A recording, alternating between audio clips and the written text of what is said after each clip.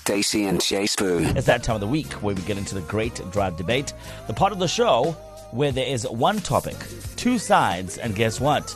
You get to decide. The views and opinions expressed in this feature are those of the listeners and participants and do not necessarily reflect the views of East Coast Radio. Okay, today's edition of the Great Drive Debate is screen time resulting in basically lazy parenting. Felt that. Is lazy parenting resulting in more screen time? Whichever way you cut it, it's something. Yeah. So, argument one. On one side, here, critics say that screen time has become an easy default, a digital babysitter, if you will. It can replace meaningful interaction, limit creativity, and reduce opportunities for kids to develop social and emotional skills.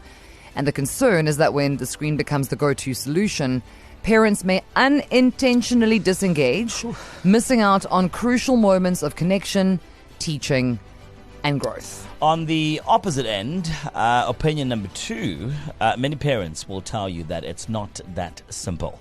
In a world where schedules are demanding and support systems aren't always available, screen time can be a practical tool if you use it the right way. It gives parents a moment to breathe, to work, and to press reset. And when intentionally used, it can be very educational and enriching. For some, it's not just about laziness. It's about balance and doing the best that you can do with the resources that you have. For that one, can I clock this one? You can go ahead. Go ahead, Daddy. I'm clocking Go this ahead. opinion. I really do believe in that one. That's where I land. So all the screen time that your child sees is educational and enriching, quote unquote. No, I believe in the balance. I believe that parents are people too, as we always say. And I understand the pressures of having to provide for your child. So sometimes, you say like, oh, watch this educational video because you're buying yourself a bit of time, but then you tap back into it by saying, okay, let's spend quality time together. So I think there's an opportunity for both, actually. And what do we make of parents who go out with their kids and before the kid has said anything or done anything, it has a screen put in front of it? No, that's bad. I think they can be balanced. There must be limitations, but you can use it in a very smart, meaningful way that can actually develop the child. So KZN, the debate is great and it is on. Is screen time lazy parenting or just modern day survival? Give us a call, 087-086-9495, or drop us a voice note to 061-792-9495. Stacey, earlier when I was telling you where I am, you seem to have quite a lot. I saw your eyebrows moving quite a bit there, girl. Talk to me. I just had some questions. I'm an aunt and a godmother, but it's an interesting observation because you can't go to a restaurant without children being present who have devices popped in front of them. Yeah, and not because baby is crying or giggling or making a noise or causing a scene. Baby hasn't even gotten his chicken nuggies. Yeah. And already there's a screen put in front of him. So I'm curious from the parents today, like, where do you land on this? Do you think that this is just basic survival in 2026? We have the technology. Why not utilize the technology? Plus, nannies are expensive. Or, in your opinion, is it potentially leaning towards lazy parenting? So this is also up on our Facebook page. And Yusuf saying, I'll say it's for children because no matter how many activities you've done with them outside the house, as soon as they enter the house, they want to watch something or they want to play a game. So is it the kids who are demanding the screen time? And the parents are like, this feels like 5 minutes of freedom. Yeah, okay. I don't think so. But we hear you. Thank you. Got another one coming through from Shai saying, I'm not a parent, but I used to get between 16 and 18 hours of screen time streaming and making gaming edits and watching YouTube and checking music and making music online. Life was a bit busier then than it is now. But you know what? As a parent, I don't suggest in a day. That's a lot of... See, that's the extreme. Well, and to that point, and this is a grown person. Yeah. And then Natasha's saying, I think kids need a little TV to chill out and switch off, which I'd imagine could be subbed out for a phone or an iPad. Yeah. It's good for parents too, but any more than one movie is a parent cop-out. I've actually seen a mom give a baby in a feeding chair screen, and that is not on. Yeah, I don't agree with that either. That is absolutely not acceptable. Okay, so I'm hearing two sides here. And as a parent, I'm like, okay, I'm going to cop to the fact that I sometimes, because I can get very busy, I can just need a bit of a reset. I can just need to just pull out and be within myself for a second. But he needs to be busy, and I don't have the resources at the time besides a phone. I'll hold him the phone. That was the situation back in the day. But like we are seeing, there are extremes where 16 to 18 hours a day, that is dangerous. So when you're being raised by a screen. What I've started to do with the little that I have, maybe it's a pen and a piece of paper, I'll say, Xander, draw something creative. Show me how you see the world. Just to give him an alternative to the phone. Write something. Tell me a story. Write a story. Then I'll also just get back in. This is what you can do. This is how you can write that better. Or reading, drawing. Trying to spend as much quality time outside of the screen as much as possible is where I'm at right now, because I do understand the dangers of giving your child too much screen time. So, in a nutshell, we're going to get to your news, watch your sports and your traffic in a moment. But parents of KZN, is screen time lazy parenting or just actually modern day survival? 061 792 9495. Who do we have on the line? Up first, we have Debbie from Pennington. How are you? Hello. Hey, fine, and you guys? Good. Now, my Debbie, what do you think about all of this? Lazy parenting. Oh, straight up. Okay, now Explain, man. defend your stance, Miss Debbie. So, yeah, my kids are all grown up, so I'm just talking from my opinion. Yeah. We didn't have tablets and we had cell phones, but not like they are today. We had TVs. Our son is 28 and our twins are 26. And I don't know, we were starting our careers, we were building our careers up, we were a young family.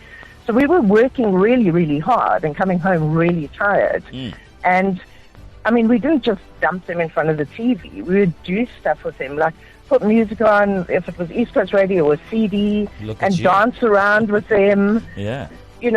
One thing they absolutely loved, especially when it was sort of warmish but drizzling, I'd take them outside and we'd dance in the rain. Oh, nice. Yeah, amazing. Just that was our readjust.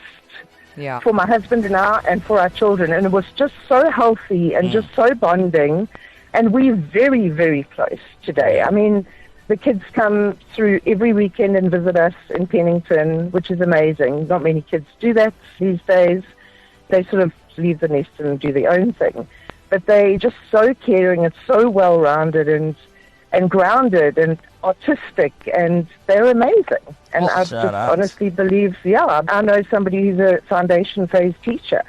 And she says she can tell the children who spend far too much time in front of the screen. Interesting. But my Debs, I just to say on you and the dancing in the rain with your kids and your husband. That's adorable. Like, that's warmed the cockles of our icy hearts today. Thank you. Thank you, my Debs. Can't wait to be a granny to do the same thing. Noted to the kids. Noted. Yes. Granny's waiting. Thank you, my Debs. All right. Thank you, guys. Bye, my babes. Let's go to Tam from Durban North. Tam, what do you think? Hey, guys. Well, it's a very double-edged sword, right? The kids can't be on tablets and stuff like that all the time, right? Yeah. But when we were kids, we had the opportunity to ride our bikes outside. We could go play in the streets, we could play cricket and whatever else. We could go visit the neighborhood children. We were always outside and we were always out about doing things, and the only time we had to be home was when the lights went off in the streets.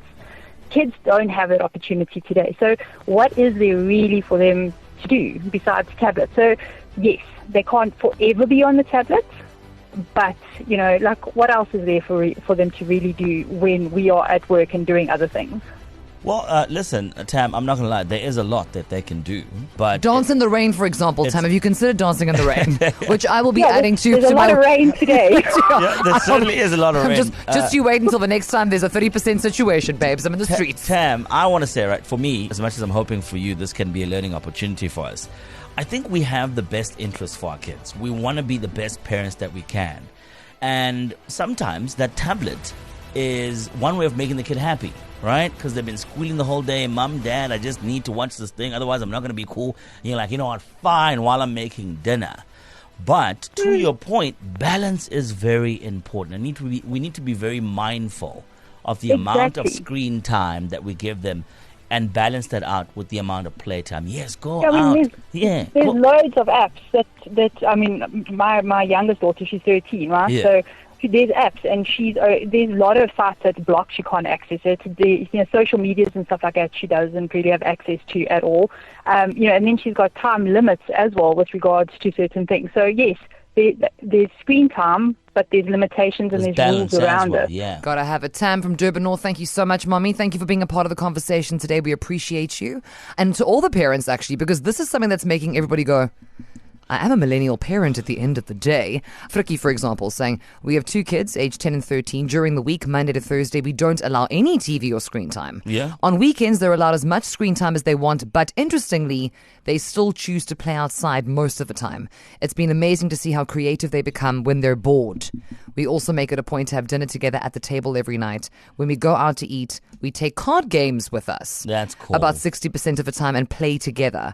Every family is different, but this is something that's worked really well for us. Yeah. Card games at the table, in. Oh, man. I'm Interesting, in. yeah. Uno, bro. So many of your comments are currently rather on our Facebook. We really can't go through all of them, but thank you so much to each and every one of you who came through. I think the bottom line is just be mindful of how much time and what your kids have access and what, to. yeah.